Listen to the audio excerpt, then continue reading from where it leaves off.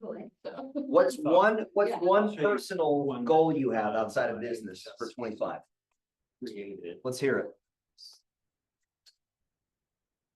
What's the question? What's the personal goal for 2025? Not business. I was gonna say better looking, but I've already kind of hit that pinnacle. I'm kidding. Good dad joke. That one was even worse than the nervous Reds. Come on, Jason, what do you got? Jim alone. Yeah, so you can. I don't know. I got a bunch. I'm working on my 401 still, so you'll see my goals here probably later today. I like that you're taking it so seriously. Has Claudia got hers done? No, she's working on it too. Has everybody had a chance to take the KPA before? Because Yes. okay. What are you taking it? Oh, me? Yeah. Oh. Well, I know, I did yesterday. Oh, just barely? Sean, why don't you come up here with me real quick? Welcome to the meeting. Happy Tuesday. I'm excited. We're excited for Ken, CE class. There's just one thing that we wanted to kind of share with you as a brokerage, and some of it's been pretty emotional this week. And I'm gonna let Sean. And Catherine's, she's in the back. So you want me to hit a button? Oh, I want you to scoot over so you're like. So our infamous Christy Bell's son died. Was it Thursday morning? And I don't know if you guys know much about his their story. He was born, I don't know how you want to say it, but he's always had complications. And it's been a battle for them for, I don't know exactly how old he was, 37. So it's been a battle for them for 37 years. And originally they said he wasn't going to live to even be an adult. And she's been the sole provider for taking care of him. Like I'm choked up just talking about it. But she's an emotional wreck, right? Which to be understood. So we actually are going to pass around a card. It's here somewhere for everyone to sign. Yeah, the funeral services, the viewing is going to be Friday and again Saturday morning, and then the funeral is going to be Saturday. I'm going off memory. Oh, it's right. I mean, it's at 11:30. She's just a huge part of our profession. She really is. I don't know if you guys. She is usually pretty private about stuff, right? So she didn't want to broadcast this yet. She's probably going to be mad at me for saying something today. But I know that she's loved by a ton of people. So there's a lot of what I would call outpouring support for her. But if you don't mind, maybe just wait till at least Friday and come to the viewing or the funeral because it's like overwhelming for her. I don't know if you guys know her history. She's been an agent for a long, long time. She was a local board president. She was the UAR, Utah Association of Realtors president. She's been a NAR board of director for a long time, on and off for several years. She's actually on the appraisal commission. I don't know if you guys knew that. So, we have the division commissioners. They always take a realtor, someone from the opposite side, and then for kind of the balance, checks and balances. So she is an appraiser commissioner, and she's also a board of director for our MLS. So she wears a lot of hats. So you can see she's touched a lot of people. So there's a lot of people reaching out to her, and it's almost overwhelming for her. But we love her dearly, and we want to be super supportive. And I think at this moment in time, it's let's sign the card and then let's show up in a big way for her viewing, her son's viewing. And he was I'm going to say a kid because I never really knew his age because when you talk to him, he's not an adult, but he is an adult physically or was. So, yeah. So if you don't mind, save some prayers for her. Catherine, She just, I just got off the phone with her. Yeah, she's very much struggling, and she doesn't want to talk. Doesn't want to talk to anybody. She didn't even really want to talk to me. So she, and everybody, I think nowadays we all try to, text someone. It would be probably best not to do that either, blow up her phone with that kind of stuff. She just needs processing time. She hasn't even been able to write the obituary, and She was trying to get that in yesterday. He has been her focus for 37 years. Like, she was not only his caregiver, even though he was an adult.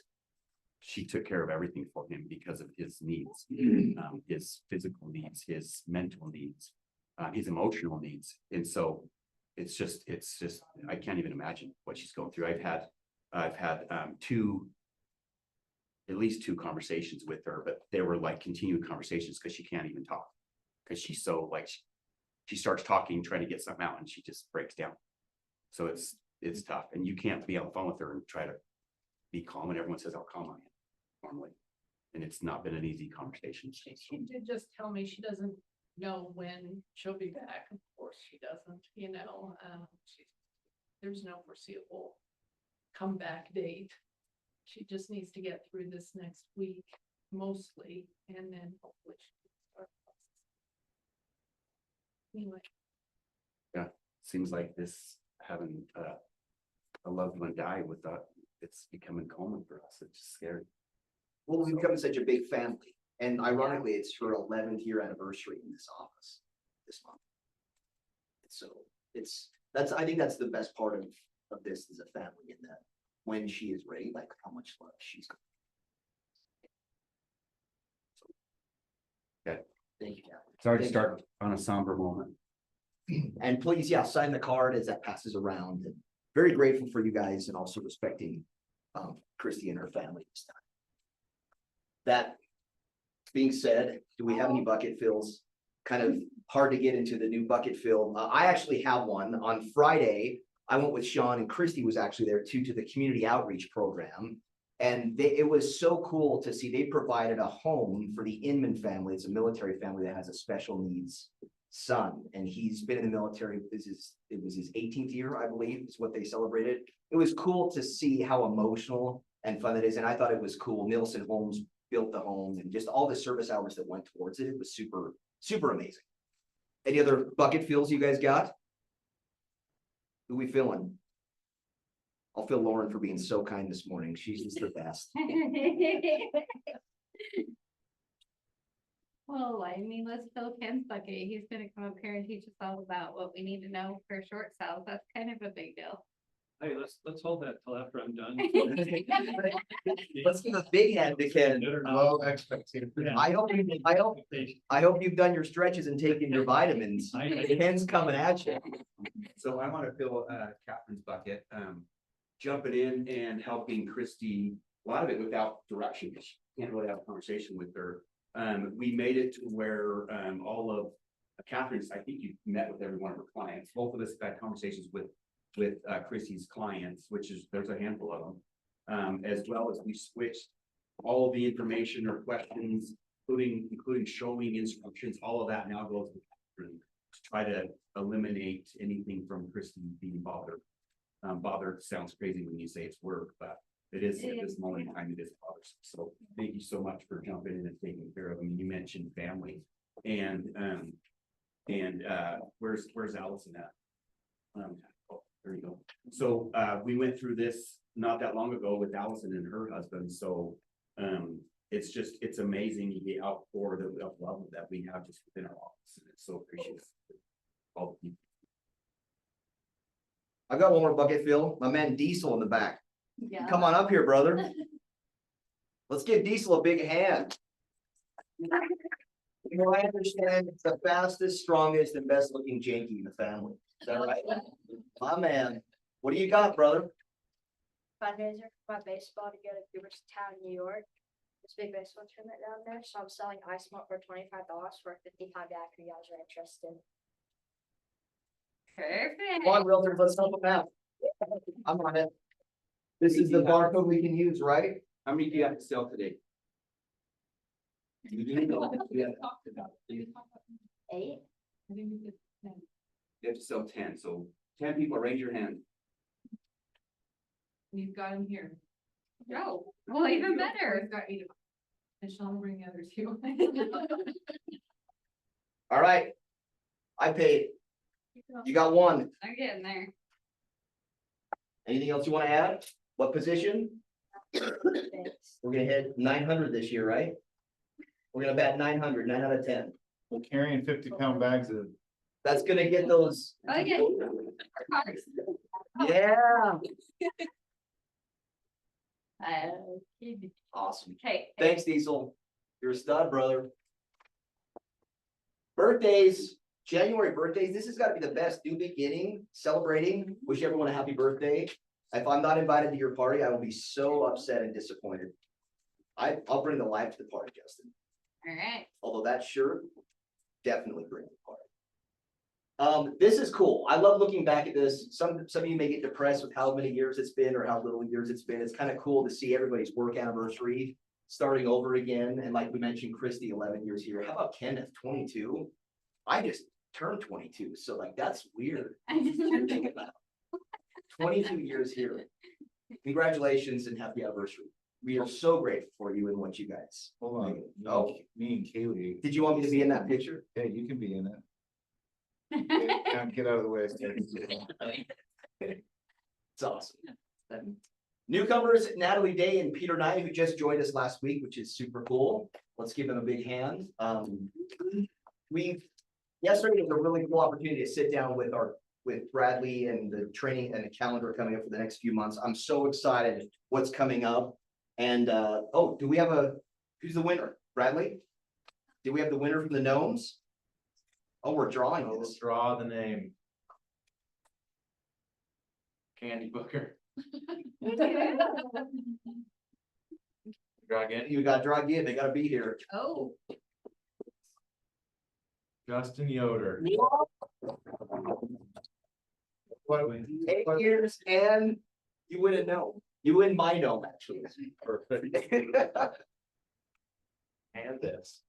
hey, did you see the nose was hiding it? I did see that. Oh, good. All right. Let's get back to this training calendar. Building a smart database. That's today at 2 to 3. Wednesday, the exclusive coaching call with Mark Willis. So what was cool, our region was number 8. Was it 8, Lauren? I think it was number 8 in the entire country of who helped with KW Cares, which was a big push we gave. Goodness, was this 2 months ago with the hurricanes that happened in Florida and North Carolina.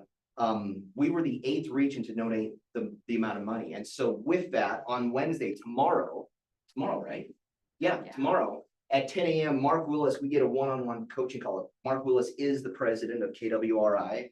And if anybody ever had a chance to take a class from Mark Willis, a quick little story. When I was in LA, we were recruiting a brokerage. Mark Willis actually came and met with the brokerage, and he had done all the research of their 40 years in existence and had numbers and was able to coach them on a level that was incredible. So it's pretty cool that our region gets one-on-one with Mark Willis. That's tomorrow at 10. It'll be streaming live here.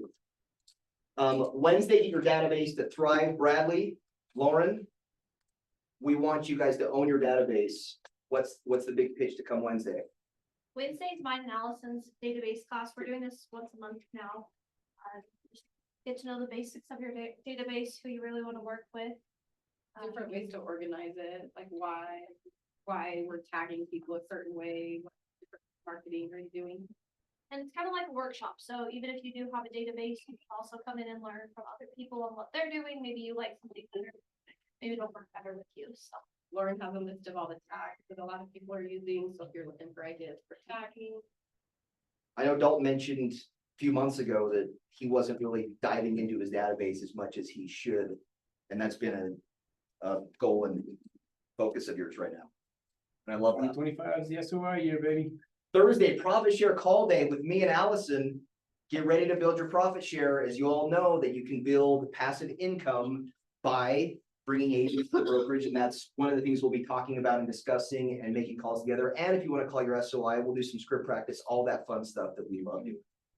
And it's that's a really good way to just connect with other new agents in the industry and give back, like just showing them that we're a connected community. Yeah. So just calling and reaching out to other agents. And getting to know them. Love that. Bradley, command your reports and goals. You're gonna learn how to track your goals going into 2025. This is the class to be at. It's pretty easy. Love it. And then Friday, there's a slide for Friday, but I do want to say Mondays, every Monday at 9 a.m., we have our Zoom power up, and that's going to be every week throughout the year where will be a powerful message And it's 30 minutes of your day to like get focused and get honed in on what you're doing that week. And the leadership team, as well as the ALC, will be a part of running those meetings every Monday at 9 a.m. You get to be on with us on the leadership team. So who's It coming was Friday? good Monday. It was good on. It was super good, right? So, yeah. One of the things that I got out of it was sharing more victories each day rather than focus on the things that are challenging. Friday, who has not signed up for the self-defense class? This is at Marcus's gym. You signed up? I'm You in. said who's not signed up? Oh, I'm not signed up. you guys want to go? Yes. There's a slide here for the I thought it was girls only, actually. all right. Come on, hang out. Is it really not? I thought it was girls only. No. Marcus is. putting- Their spots are limited. So Yeah, there's only, apparently- you only have 20, there's only 25 spots. Sorry, I'm trying to rush through this. If you get the sign up, it is limited. You got it? And where is it at? It is at his gym. It should be on the RSVP. Okay. He said I could borrow his, what do they call it, a gi? Oh, It might be a little big for me, but we're gonna try it anyway. It'll be so fun. It's here in there's Leeds. Zach's. Okay, getting our database to thrive in 25. This is this Wednesday class, Allison, 19th, so if you guys wanna come. Yes, to this is cool. You can decide last minute to come on Wednesday. It does just help us know the people are gonna show up, so we might. Marcus, this is really cool. Marcus is doing a 4-week leadership event over Zoom, and it's with a lot of people throughout the country. It's anyone who's an agent here can use the code success90. It's a 50% discount. If you have not signed up, I'm actually super excited about this. They will also be recorded. If you can't make one of those times, you can actually go back and listen to it. I know on the 23rd, Rusty and I have a leadership retreat. But I'm super excited about this. And if you haven't had a chance to sign up, check it out. Use the code success90. All right. Who's up for family reunion? Who needs rides? I'm driving. Actually, an Oh, no. event we're Oh, doing in the office. Oh, I'm sorry. Yes. So this is not next week. This is 2 weeks from now. This is Tony Robbins. Has anybody ever taken a Tony Robbins class?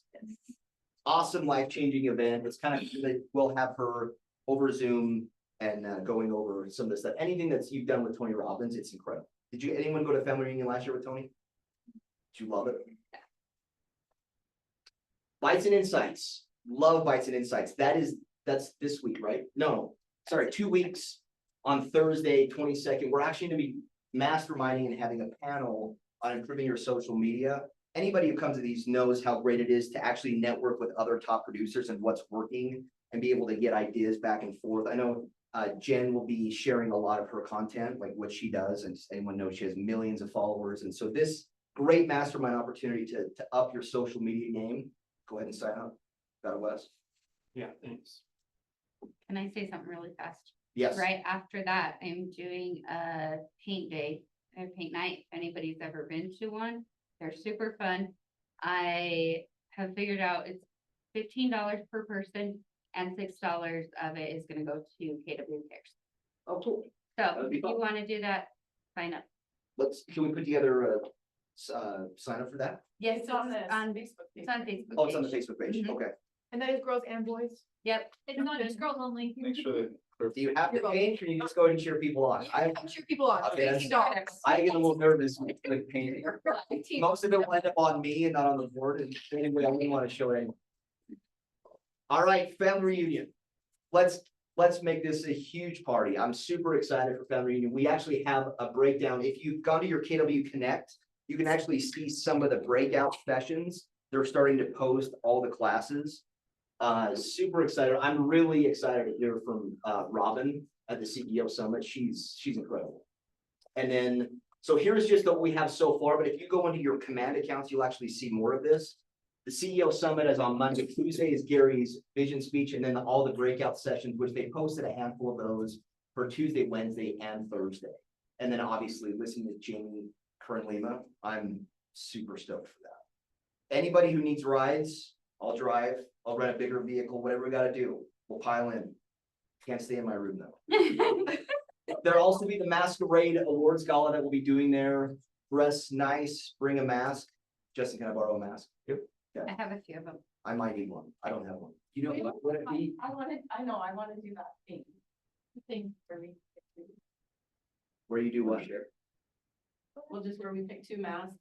Like, I think it would be cool if our whole office, we did like a girl mask and a boy mask. Had matching masks, That'd be fun. like all the girls wear this mask. all the time. Bradley, get on Amazon, find us some matching masks. That sounds like Or commitment. they can even just. That sounds like. We can have a half day of mini masks. Guys, we also have. I am not 5 people inside. painting or making anything because it would be awful.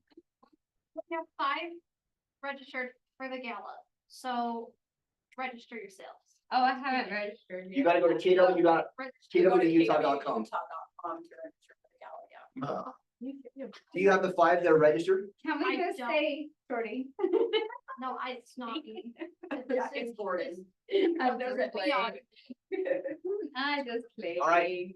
Again, before we hand the time over to Ken, make sure you're TCP compliant. Don't get in trouble. Don't get sued. Will ruin your day. All right, Ken, bring it on, brother. Big hand for Ken.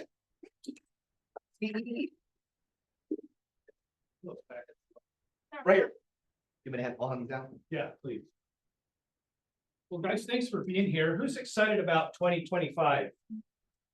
I am. Oh, that sucks. Who's excited for 2025? There we go.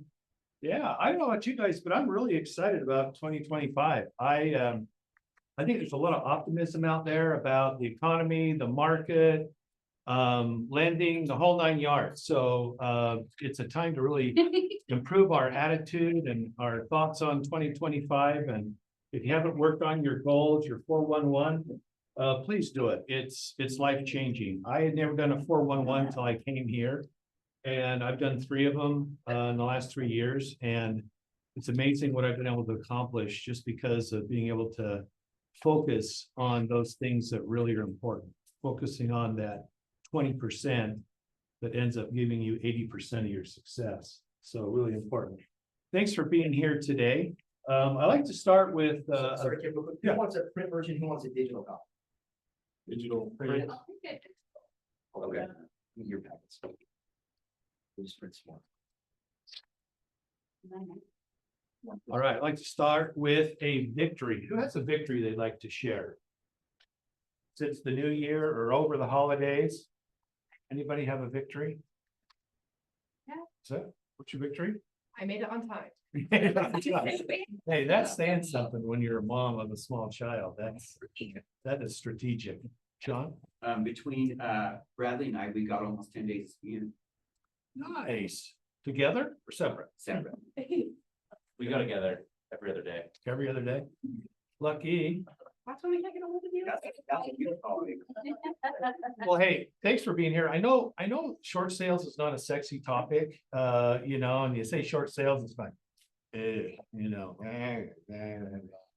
But if you flip that around, you guys are the smart ones because you're here today and you're going to learn something that we really haven't had much of in the last 15 years.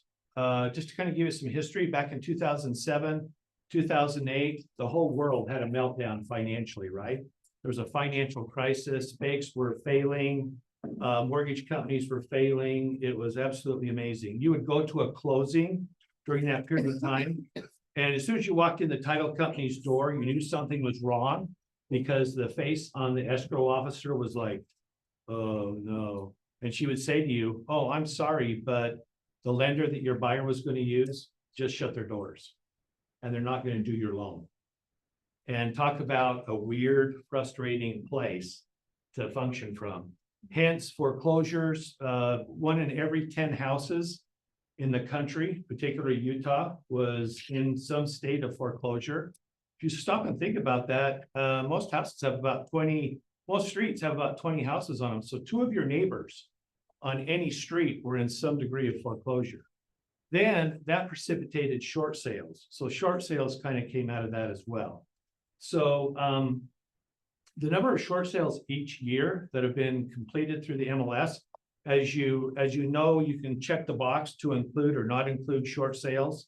So they track those. The last 3 years, those have doubled. The number of successful short sales that have been sold through the MLS have been completed. So the numbers are increasing. Why do we think that the number of short sales are increasing? What is the reasoning behind that? There's lots of, Lots of what? lots of reasons. Okay. I think one of them is that we were spoiled with short-term like turnover, like you could make a good investment and then turn around and sell it. I think that's where a lot of people are getting caught now. That's not.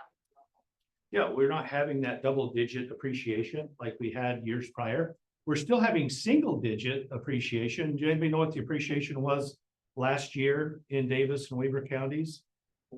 4 or 5%. That's still not bad, right? $500,000 house is still worth $25,000 more at the end of the year than it was at the beginning of the year. That's not too bad, but it's not 10 or 12% like it was, 5-10 years ago. And that long stretch, because in 10 years, the price of houses double. And a lot of us have been the benefactor of that bought houses back then. Our houses are worth twice what we paid for them. And very honestly, the reason why short sales are becoming a thing is because we have been equity rich in America. The average American has $180,000 worth of equity in their house. That's just the average. Okay. And so what have people who have been pinched by the economy and by employment, what have they been doing with that equity in their homes? Paying off credit cards and then maxing out credit cards again and then Yeah. paying off credit cards. Yeah, exactly. They've been using their credit cards to live off of, and then they take out a home equity line to pay off the credit cards and to live off of. And eventually that all runs out and they have to sell. There's nothing left. And so now they've indebted themselves so far on the house that now to sell, they have to do a short sale. And that's why we're having this conversation today. And a short sale is another way of you being able to build your business portfolio. If you know how to do a short sale, that's going to give you an advantage over others who don't know how to do that. So congratulations on being here. Here's just a little case in point. Here is a copy. I've got 4 copies here. I'll just leave them up here. We're going to break halfway through and get you some lunch. So don't worry about going hungry. I'll leave these up here, but at the break, if you want to come up and get a copy of these, this is how many notices of default were put on properties from Salt Lake County to Weber County last week. How many do you think are here? 500. 500? No, not 500, but there's 63. So in the last 5 business days, 63 homes from Salt Lake to Weber County have had notices of default placed on them. What does that mean? Well, that means that those 63 people have missed at least 3 payments. And their house is now officially in foreclosure. That means that a good share of the people who are on that list need to do a sale. And in particular, probably need to do a short sale, because they don't have the equity in their house in order to do a sale. So if you want good leads on a weekly basis, contact your title company and ask them to send you a nodes list, okay? What? That stands for notice of default, node, N-O-D. Tell them that you want a node list, and they'll put you on a weekly mailer. That's where I got that list. So every week, your title company will send you the new notices of default for the week, okay? Who would like 63 new leads every week by doing nothing other than signing up for an email? There's your gift, guys. Thanks for being here. Okay, so that's why it pays to kind of come to classes and learn the strategies and so forth in the business. So what is a short sale? Definition of a short sale. You were given the answer right there on the piece of paper. What is a short sale, Justin? Where they owe more than the house is worth. Yeah, absolutely. The bank is gonna take short or less. Yep. Yep, the payoff is short from paying off the bank 100%. And so in order for the borrower to do a short sale, they have to have cooperation and participation by the lender in order to do that. You say, well, gosh, are very many people in that situation? If you look at the cost of selling a house, so in today's world, I see the transactions coming through the office. And I'd say the average transaction has $10,000 worth of seller concessions towards the buyer. So there's 10K right there. You have a 6% commission on a $500,000 house. There's 30,000, okay? Then the seller has to pay their own closing costs. Closing costs average about 2%, so there's another 10,000. So at a minimum, in order to just do the deal, the seller has to get $50,000 more for the house than what the mortgage is. Does that make sense? Just to be able to clear title. If they can't get that, if they can't get the closing costs and the commissions on top of the purchase price, then it's gonna end up being a short sale. Okay, so that's why it's pretty common. So we've defined a short sale. And the next question is how does this happen? Kaylee talked a little bit about that, you know, with people and the pricing of the market, timing. Maybe they bought the house and they've had a change of employment.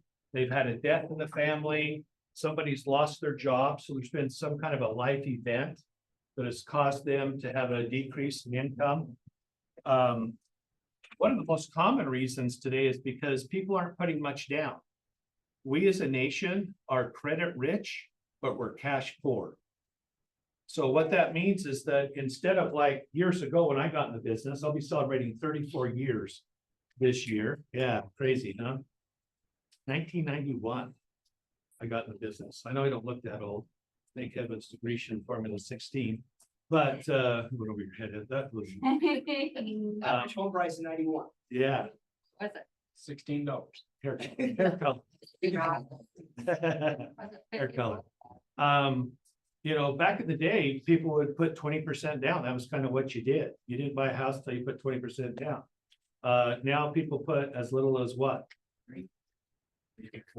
Yeah, yeah. I'm closing on a listing of mine on Friday, and the buyer put zero down. So we've gotten really creative with our financing programs. And that's great to get people in houses, but that also makes them a little bit more tenuous to stay in the house, right? Because they don't have that immediate equity in the event that something goes wrong with their financial situation. So one of the questions on here is, in order for the bank to participate in a short sale, does the loan have to be delinquent? In other words, does the borrower have to miss payments? No. At least one. Who's done a short sale in there? Okay, good. A fair amount of you, good. Not necessarily. They don't necessarily have to make a payment. It varies by financial institution as to whether they require that or not. Obviously, the people on that list have missed 3 payments, so they're well into the process there, but they don't have to have missed a payment. And you're not going to know that probably until you reach out to them to find out what the requirements are for that particular financial institution to participate in a short sale with you. Why would a lender want to do a short sale? They don't have to acquire the property. Okay, and what is entailed in a lender acquiring the property?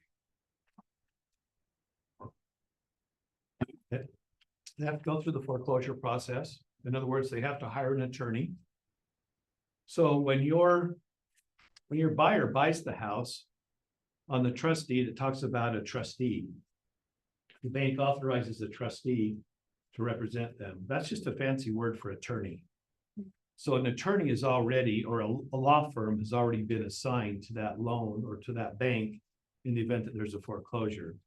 Once they miss their payment, then the bank turns the loan over to the trustee, which is the attorney, and the attorney sees the legal process through foreclosure. That process takes about $30,000 to $50,000 in legal fees and other fees in order for the bank to foreclose. So you can see how the bank would be motivated not to take the property back because they don't want to spend that money. They'd rather sell the money, participate in a short sale, as long as that ended up losing them less money than taking the property back. Second reason why they don't want to take it back is that bank stock values are based on real estate that they own. That's why they call it REO, real estate owned. So if a foreclosure is considered an REO, And if a bank owns a lot of property, in other words, they've had a lot of loans default, their stock value goes down. Because that property being on their books is a liability. It's not an asset. So stockholders don't like banks holding lots of real estate. So that's a second reason why they would participate in a sales, because it's a liability to them, devalues them. Anything else? There's also a liability in owning the property. If they own a property and somebody gets hurt on that property, they're gonna be liable for that. If they own the property, then they're gonna turn around and sell it, so they get to hire one of us to sell that property for them. And then they have to pay commissions, they have to pay repairs, they have to maintain the property. So financially, there's a lot of reasons why a bank would want to participate in a short sale. Ken? Yeah. Is this the actual report, the NOD list? Yes. Okay. Yeah, So that's you have to skip trace like. that's phone last number and week. stuff. What's The that? contact information, you gotta find, skip trace. It's, maybe that didn't print all of, I think the spreadsheet expands out and it has some additional information on there. That's probably just a summary. So there's some additional information. But what you can do is you can take that information, go to tax data on the MLS and look them up that way. Why would a borrower want to participate in a short sale? What's the benefit to the borrower? Okay, doesn't hurt their credit. How significant, what's the difference between a foreclosure and say a late fee or a short sale on the credit? What's the difference from a credit standpoint? Anybody know? It's really significant. Why would they let you buy sooner? Foreclosure gives you 7 years where you're supposed to be able to buy it. Short sale you can buy with 1 or 2 years. Yeah. How you do your credit. Yeah, exactly. That's significant. 7 years versus 2 years. What's the perspective from a loan officer? Yeah, different lenders will have different stuff, like same stuff, depending on what loan they do, conventional FHA, can be anywhere from 2 to 4. And it also depends on how many late payments you have too. Correct. If you look at it as a whole. Yeah. Late payment's not a big thing. How you do your credit after Yeah. the short sale's over. How you take care of it. Yeah. And reboot your credit back up. Yeah, generally speaking, is between, going from 7 years to 2 years. So that's significant. That's another reason why a borrower would want to do that. I'm not sure, Tommy, are they precluded if they've had a foreclosure from taking out government-backed loans for a period of time? For a period of time, yeah. Yeah, so they can't even get an FHA loan or whatever for a period of time if you've had a foreclosure. You're on a blacklist. All right, good. All right, so there are some things that you're gonna need in doing the foreclosure. In the short sale. The other thing is that the buyer and seller on a short sale need to be arm's length. It needs to be an arm's length transaction. So that means that the buyer and seller cannot be related. If it's an LLC or a corporation, the borrower cannot be on the new LLC. In other words, just trying to buy their property back under additional terms. So both parties need to be separate.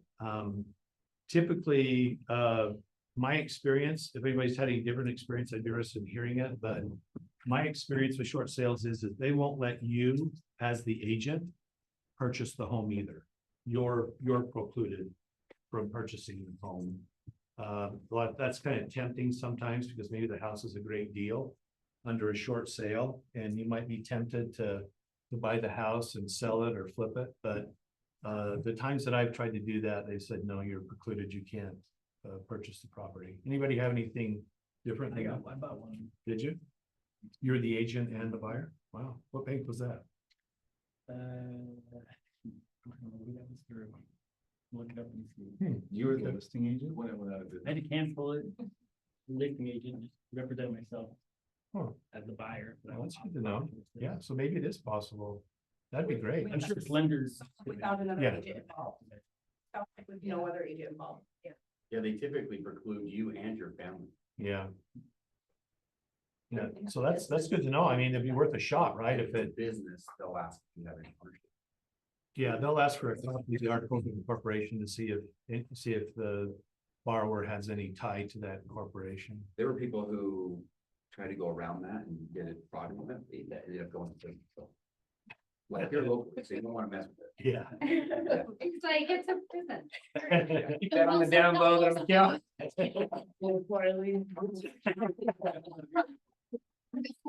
You're too pretty for prison money.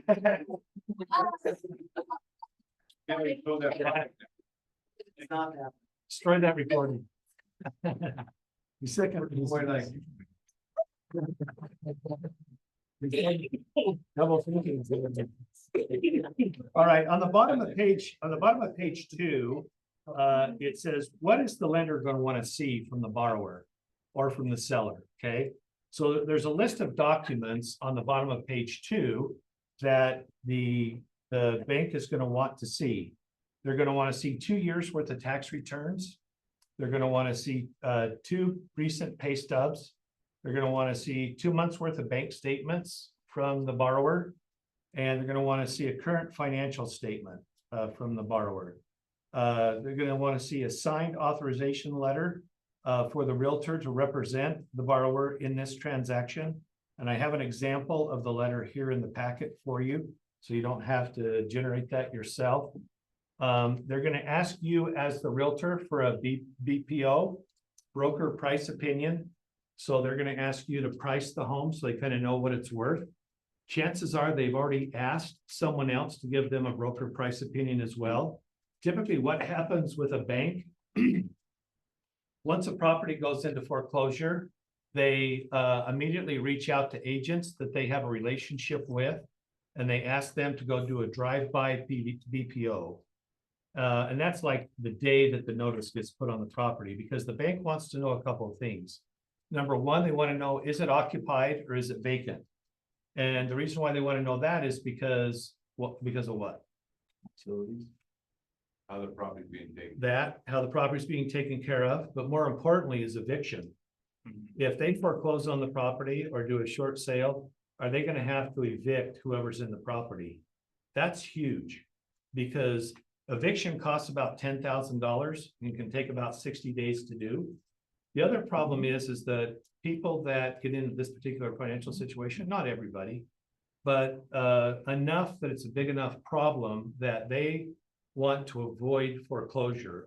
I did foreclosures and still do for 3 banks, Bank of America, Key Bank, and Wells Fargo Bank. And I can't tell you the number of times I've gone into a house that the bank has foreclosed on and taken possession of, and the house has just been totally wrecked. Just totally wrecked. They've flooded the house, they've set fires, they've stolen everything out of the house possible.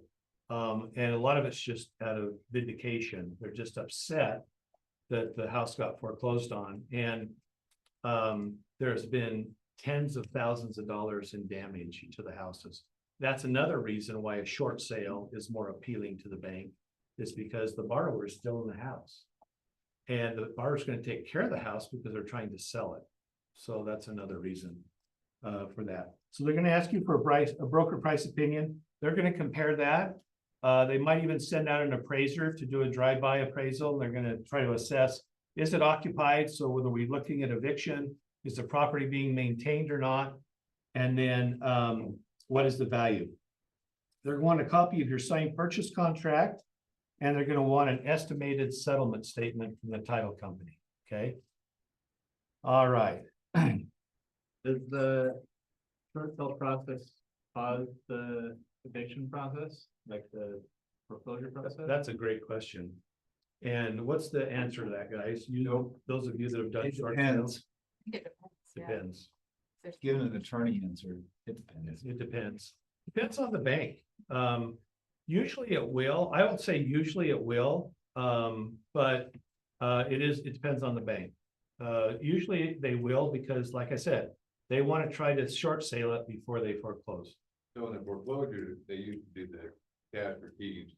Back when you were doing the big cash Yep. for keys, because they had so many, so when they foreclose, they try to get out there before they foreclose and gave them cash for keys to get out, so. Yeah, That may happen again if we have the problem again, but yeah.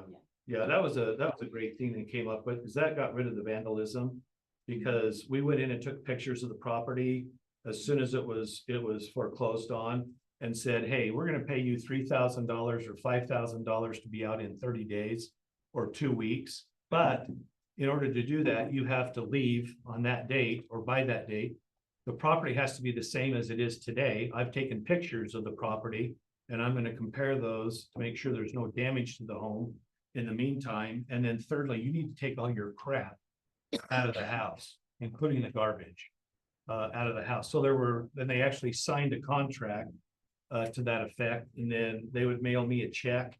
I'd show up and do the exchange if that happened. If they didn't honor it, then that was an ugly situation because they wanted the money. But they didn't do what they needed to in order to get the money, right? So, yeah, it gets kind of weird. All right, how long does it take to complete a short sale? Those of you that have done them, how long did it take? Depends on the rate. Which year are we talking? Yeah. Yeah, Doesn't take very 3 long. months to year and a half. I had one that was 3.5 years. back in the Just had one day, that was a month. I had a 2.5 week one. Yeah. you know, they've really refined the process both with short sales and foreclosures. Back in 2007, 2008, I started doing foreclosures in 2000, before it was even a thing. And I would maybe get 2 or 3 a year, 2 or 3 foreclosures a year. And then obviously when things melted down, you know, it was a lot different than that. And the banks had to create foreclosure departments and they had to create short sale departments within the banks just to handle the volume. They also had to utilize software in order to handle the paperwork, to handle the communications. So the process has gotten much better over the years as the banks have refined the process. But generally speaking, a short sale will take anywhere from, you know, I think a week is amazing. Was it Utah Housing? Mhm. Yeah, Utah Housing is amazing right now. Yeah, I would say, you know, probably 90 days to 6 months on average. So when it comes to short sales, patience is the key. And you need to stress that with your I client. was gonna say, remind your buyers. Yeah. Not sellers. If your buyer can't wait 90 to 120 days, they've got to be somewhere situated by then. A short sale is probably not for them. Because they're gonna be driving you absolutely crazy about what's going on with the short sale and it's out of your control. Oh, and they might not still get it. Yeah, Even if we get all of our stuff done as a buyer side, they might foreclose on you too. Or foreclose on the sellers, excuse me. Yeah. Or tell them to think about buying a car and then they'll get it. That's what happened Yeah. to us. when we bought Really? our Second house, yeah. Oh, wow. Like the morning of, we're like, okay, let's go buy this car. And then the agent called us. Oh, they accepted it. Oh, no. No, it was good because we hadn't bought it yet. Oh, Just thought about it. that is good. The other thing about it is even though you do have that offer in the last second, you could get a better offer in the bank. To take that better Yep. offer. Yeah. I mean, that does happen. I know I bought my house that. Yeah. Yeah, it all, That guy. they're motivated by money, you know? The banks- That's all they care about. The banks are motivated by money. I mean, it's crazy. Yeah, I mean, Wait, don't you have to, I didn't know that you could group in and I thought you were signed into a contract with the sellers. And then they have to back out of your contract. the bank, before the they bank can will not accept execute the contract till the very last minute. Right. So Yeah. there's no obligation on their part. Understand that, and what I was trying to say is like, Even after you submitted an offer to the bank, yeah. someone could. So, yeah, It depends, Hold on, my brain's thinking. it They depends want on to the see all bank. the offers. Then You they gotta basically present go all with that. Yeah. Yeah. You don't have to though. Some banks will tell you, after we tell you that we've accepted an offer, stop sending me offers. I don't want to see them anymore. then you Yeah. put it under contract. So then, you know, so it just depends on the financial institution. Some want to see everything, some only want to see the offers till they go under contract. And then they focus on that particular contract and try to get that approved. The thing that's kind of frustrating is for us as agents is that you might be talking to somebody at the bank, but that person at the bank is not the decision maker. Right. They're a data entry person or a clerical person. And so they're just putting a package together that then goes to typically a loan committee. And those loan committees generally only meet once a week. And they sit down and they talk about the short sale packages and the foreclosures. And it's that committee that decides whether to accept the package or not. And so, you know, the timing is just way out of our control. It's out of the control of the person that you're talking to at the bank. It rests somewhere in mid-management of the bank with the loan committee or whoever is in charge, the vice president of finance or whoever that is makes those final decisions on approving them. Okay. So that's how it goes on timing. Stress patience with your client. All right, so what happens when we get approval for a short sale? Those of you that have had one approved, what do you receive from the bank when your short sale is approved? An approval letter. Okay. Time you gotta close, what that money's gotta be in, how much money to all go. Okay. That's the main, and then you have to send letters to the people that got it, this is what, when you're gonna close by, this is how much time you gotta close by that date. Yeah. Are they serious about Yes. that information? Yeah. How serious? You don't do it, it's fine. Yeah, zero deviation from that letter. When they send you that letter and they've said that they've accepted your terms, they're gonna tell you what date it has to close by, what date the money has to be received by them by. One of my agents at a previous brokerage, the payment was 1 day late. And they wouldn't close the deal. They said, no, they sent the check back and told the agent to start over again. Talk about frustrating because it was, you know, it wasn't received by 5 o'clock, but it was received the next morning. But that's how serious they are about those dates and those moves. What's that? Yeah, Like there wouldn't be much. yeah, they canceled it. And they told the agent to start over again. So crazy. And again, Ken, remember that what the people you're talking to are not the ones that do it. Yeah. That's as an agent talking to those people, you gotta be very calm and collected and not be mad at them because it's not their fault. It's people behind them that do it. Yeah. Yeah. Sean? Jane, that's- Well, also what, because I used to do a ton of them. In my office, we were in South Ogden, I had 3 landlines in there. And I would have my short sale people from each bank on one line on hold, because you're on hold all day long. And I literally would just wait for one of them to pick up, and then I would. Thankful for Yeah, your blessing. stay on hold. We did so many short sales back then. What we started having to do is make non-refundable earnest money. Because agents would write us an offer, but then they'd write 3 other offers on 3 other houses and want to go to whichever one they got first. And I'm like, this particular bank only wants to see 1 offer at a time. I'm not gonna waste 90 days of time working on your offer if your guys aren't committed. So that's why we do non-refundable earnest money to hold that buyer there to make sure that it's gonna get done. I mean, it was pretty cutthroat during that duration of time. We were, as individuals, we were carrying 30, 40 listings at a time. It was insane. You get it one that wasn't short sale, you sell quick. Yeah. Lunch? Not yet. Whole different world. So, Right. just trying to think where, along that train of thought. On that short sale letter, it's gonna tell you what the agreed upon purchase price is. That might be your under contract price, and it may not be your under contract price. They're gonna tell you what they're willing to pay in commissions. The philosophy with short sales, the way the bank looks at it is, hey, we're taking it short. And we're expecting everybody else to take it short. So don't expect to get paid your full commission. If you do, that's great. And I think they've gotten a lot more flexible with that, but I'd be interested to know what you guys got paid in your short sales because it was pretty common that you would not get paid over 2% in a short sale. Shauna, how would you I would see? do 2.5. 2.5, And she wrote both sides and then. I got 3 on that one, did you? which actually worked out better in my favor in that way because I had cut down to 2.5 because I already knew numbers were gonna be tight. We would ask for 7, they would negotiate us down always, so I always had to ask for more. Yeah, always start out high because they're gonna negotiate you down. That's just the way they are. They're like, hey, we're taking it short, so we're gonna ask the agents to take into concession. We're also gonna ask title to take a concession. Sometimes your title will also have to reduce their fees as well to close the deal. And so that letter is gonna spell all that out. So share it with your clients, share it with title, so that everybody understands what the dates are and how much they're getting paid.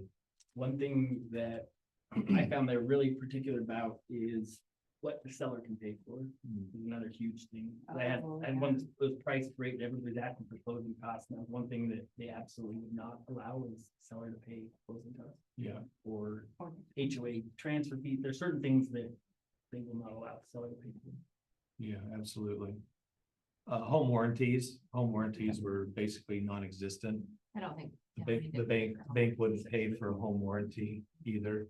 So their philosophy is, hey, look, we're not getting what we're expected, so we're not gonna help anybody in any way in the transaction financially, make that work. You need to find a buyer who can pay their own way in this transaction and not expect the bank to participate in. It'll be Any interesting of the to see how they do it now. Yeah. Being, Sounds like they're getting more commission and Yeah. they're happening in a quicker amount of time, so that's a good. And I think thing. that's just Utah housing where they're have a little more control. The challenging part with that is they still have to have HUD approval, so even Utah housing has to make HUD happy.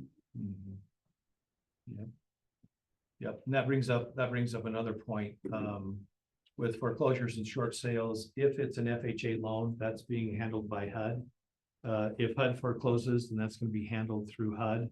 They have their own system for handling those. Are you all familiar with the HUDstore.com? yeah. So anything that's FHA, if you want to know what FHA foreclosures are available for purchase, go to HUDstore.com. That's where they're all found. You can register on there to be a HUD agent, which means you can represent a buyer on a transaction. We're a member, the brokerage is a member of that. And so they're gonna need our number too, right? Yeah, Yeah, they'll need our information. So do you guys want to take that down right now? yep. Yeah, I don't remember the last time I was asked. It used to be like a regular, hey, what's our HUD info? yeah. But let me pull it up. That's a great little I have secret, mine. to go on that website and look and see what's available. Mhm, And they're done by auction. That's the nice thing is that, it's a bid process. mhm. Used to could get like 5% for your buyer's agent commission on that too, if you went over. Sorry. I'm They trying only to- care what they netted on that. And Okay, it's a so totally different process, doing a HUD maybe we should purchase write as this well, so it takes some doing. You're just meant to me and all of the other. So, you would need our NAID, NAID number. Hang on 1 second, no pen. Take the markers. Apparently. Grab one off my desk. Hold on 1 second. Keep going and I can come back. I'll wait for it because it's a long number. There's two long numbers. There's gonna be the NAID number, then the EIN. And I believe the EIN you only need the first time as you register and create your profile. But the NAID number you need every time you write an offer. That becomes like your, what I would call your office identifier. Is anybody on the HUDstore.com right now looking at what's available? There's two, They came up Two. with homes.com. there's two. No, it's Utah. not, it's the dot. Oh, dot. Yeah, and There's the two for sale. brokers are what Where they they call located? broadlisted brokers. And I don't believe they've had a. Tooele and for a couple of years, actually. So the NAID number, so NAID, Okay. I'm not sure where our marker is. Yeah, It is, this first part is all caps. It's WCR LBY Ease and Paul. WCR LTY 0900.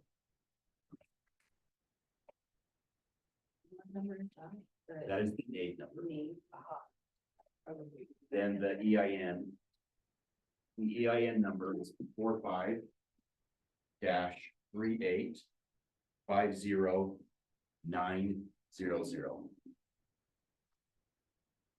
Sorry, I didn't put my glasses on.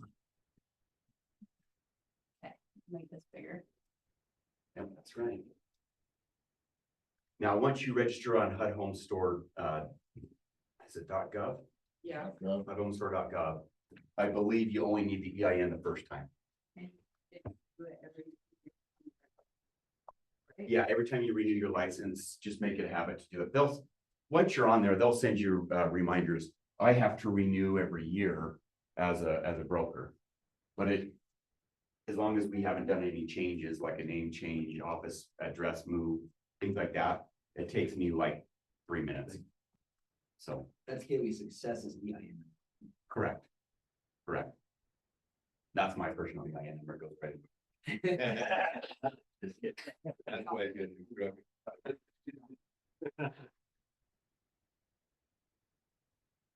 This is the NAID number.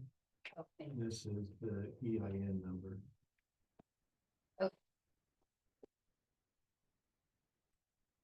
All right, it's time for lunch.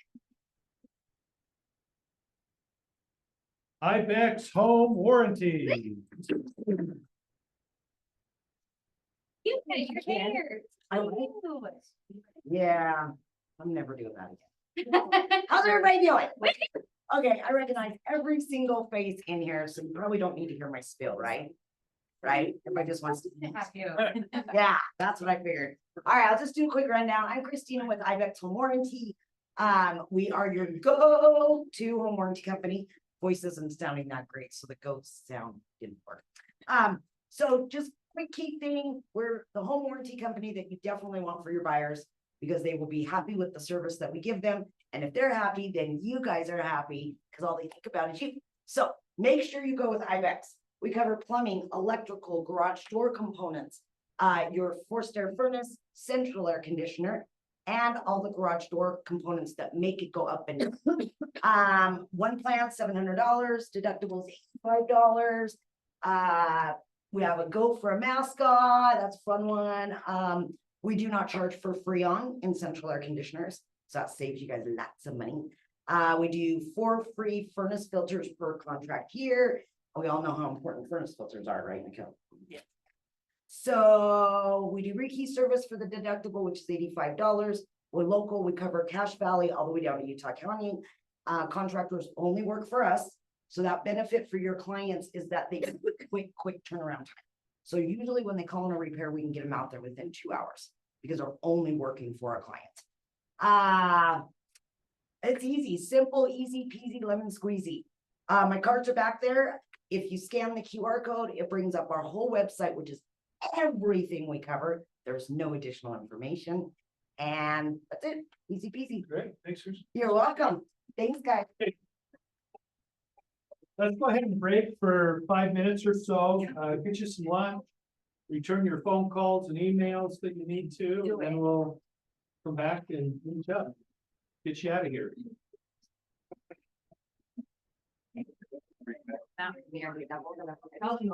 Anybody want to copy the notes list? They're up here.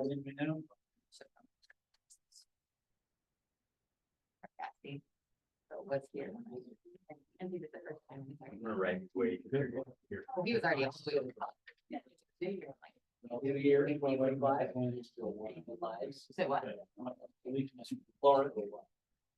was, right before I went to leave, he'd already done one. I'm like, I'm done with that.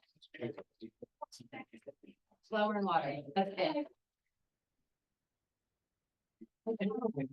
Sign. But then I showed you that I made the. Yeah,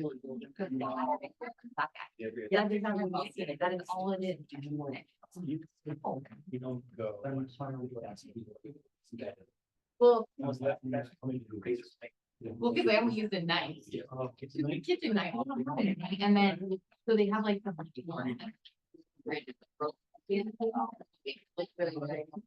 So when you put it in the fridge, you put it upside down and. So when they bring it out, you got. Down. But I just used the bowl. And then I did that. The whole thing. But then I tried to do the outside study because it's not. No, I just used my big Western knife. Oh. So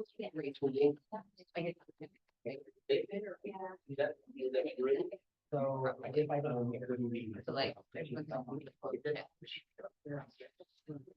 So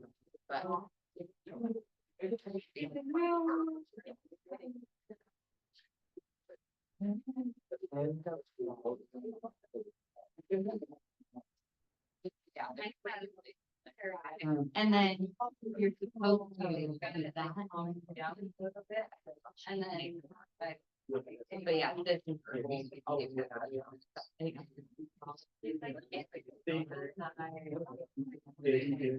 This is what I prefer one. Now, I have these math checks.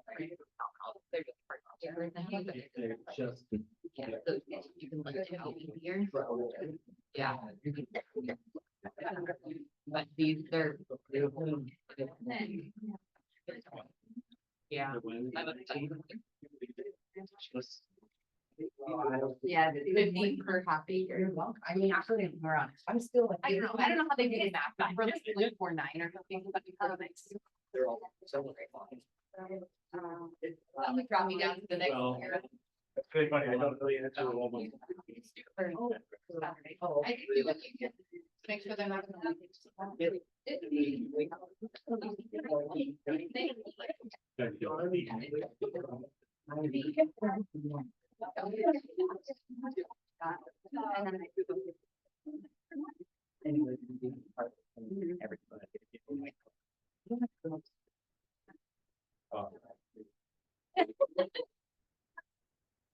Oh. The thing is, you know, so maybe, I'm still gonna bring it up. We can. Like, I think that's what it is. You figured it out. Are you? I like to be prepared, like, no matter what. Yeah, I couldn't be part of it. And then same thing as like. So it was a total like. I like it. And we find out like 3.5 minutes. I wanted to take all the money part. So we should like figure like. I wasn't like, what part do I really? Well, I want to do all of them. What do I need? And so I was. Oh, Yeah. So I'm one of those that I like my friend. Yeah. So like, no. And we'll try to do. So they just like, yeah. So somewhere we've never been. I'm like, where are we going? So like, yeah, I was like, oh, and then you go out there. So, and we were all like, well, probably. Yeah.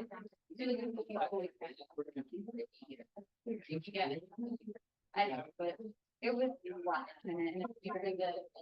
Yeah. Christmas. So that's why. So I read it.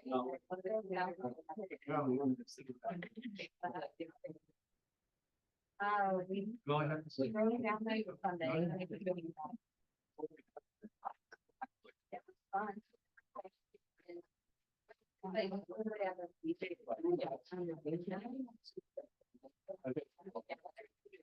So now I'm gonna call. But at least like keeping my work thinking.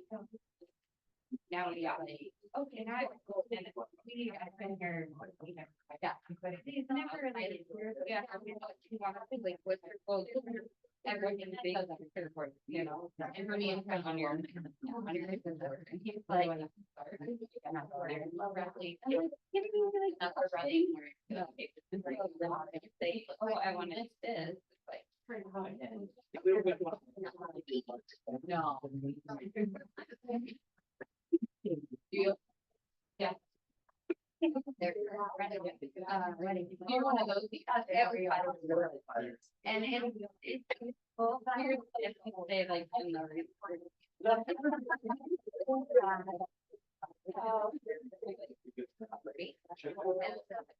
It was fun though. Yeah, my sister sent in my phone to the dolphins in the yard. That was fun. That was pretty fun. And then. I think dolphins really fun with the.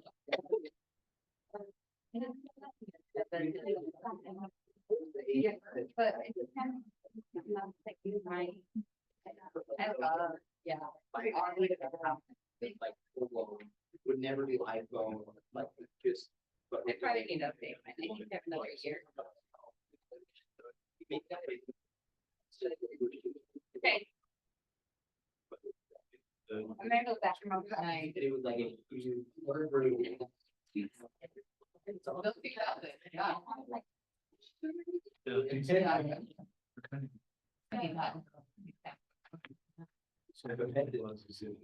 Straight that. What years, you know, stressful situation like going into. Going on a trip, give her a. And started.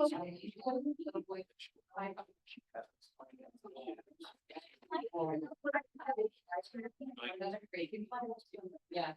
I mean, it's not.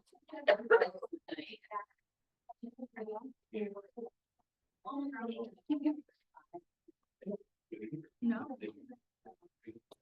Little while when you're growing up. Yeah.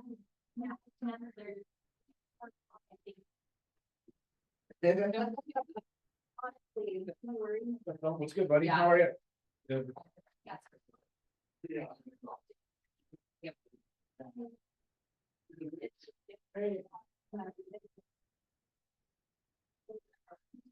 Yeah. No, my friend. Hopefully it'll be a little easier. Yeah, easier.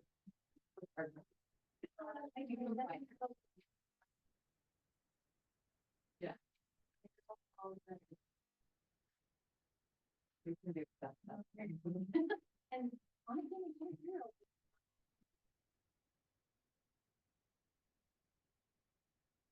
Hey, how's that lunch? That's pretty good, isn't Do it? that, you- Hug Hess, you can't beat that. Like, yeah, no, that's exactly how I felt.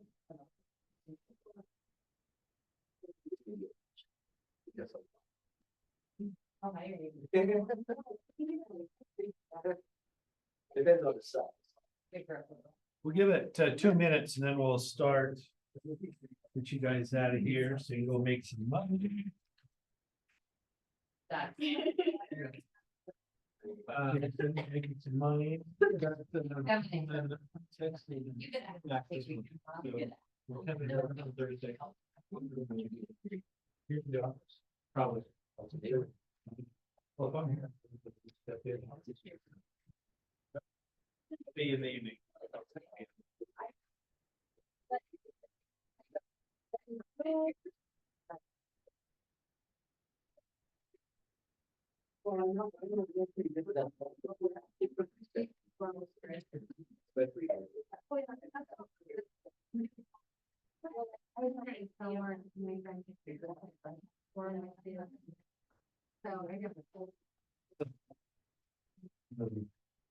And I'll get some information on it. But it's going to be great. This is. I'll find out. Probably what day it's gonna go up on the market. But. All right, so should we go ahead and get started again? Yeah. That's a good idea. So once you get your short sale approval letter. In that approval letter, it's also going to talk about what are the consequences for the buyer. So are there going to be any tax consequences for the buyer? And there again, it all depends on the lender. Some charge the borrower back for the shortage and others do not. So in that approval letter, it's going to say whether the financial institution is going to issue a 1099 to the buyer for the amount of the shortage. So let's say that the bank is taking it $50,000 short. The bank, if we say, yes, we are going to 1099 the borrower is going to get a 1099 tax form in January for the previous year showing $50,000 worth of income. Because they have forgiven that $50,000. So the borrower is gonna have to add that money to their income for that tax year. Does that make sense? Yeah. Okay. The other thing. Tell your buyers that borrow, seller. Yeah, if it's in the letter, I would actually give them a copy of the letter so they can see everything in writing. Because it's gonna say whether they're gonna have a tax consequence or not. If they don't Yeah. have a tax consequence, the other thing that the borrower could have is the borrower could be asked to sign a promissory note back to the bank, saying that they, at some time within a 5-year span, promise to repay the bank the $50,000. So they're gonna sign a promissory note for that amount if they don't 1099 them. Now, the government got involved in this process back in about 2011, and there was a law passed, which was the Tax Reform Act. And the federal government precluded banks from charging borrowers back any money. So they had to stop 1099ing borrowers for the shortage. But I believe that law has expired now. And so that's open game. The bank can choose to do that or not. Okay. I have had fairly good luck negotiating that with the bank. That's the only thing I've ever had them negotiate is whether they 1099 my client or not. Everything else in that letter is that's in concrete.